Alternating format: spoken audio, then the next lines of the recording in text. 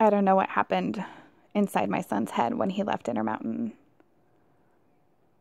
But oh, was it a joy to watch him over the next year and a half. We met with Zach Kyle.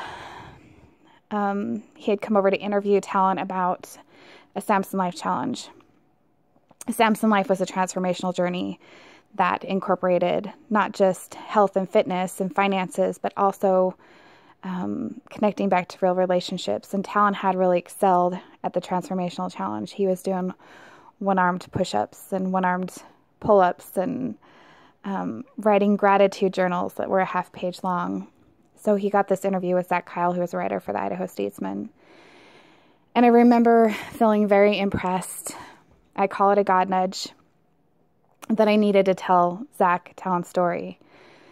It was such a miracle that I couldn't deny that there was divine intervention, and I knew that it was God's work. So I told Zach Talon's story, and Zach was interested in writing about it. At first, Talon was hesitant. He did not want anybody to know that he was at Intermountain. When people would ask him where he was during that week and a half period of time, he'd tell people he was on vacation. He just was so mortified at the thought of people knowing that that's where he was. But after some time, Talon decided that that was something he wanted to do. He wanted to share his story in hopes that it would save lives and let people know that they were not alone. When Zach Kyle released the story, it was received so positively.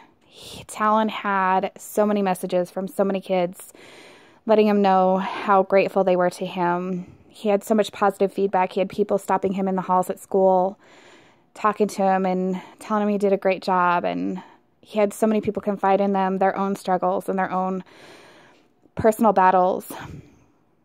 But it was so widely well received.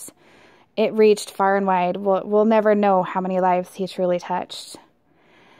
He went on to share his story with Story Night here in Boise, Idaho, which is, and he also went on to share his story with This Is My Brave.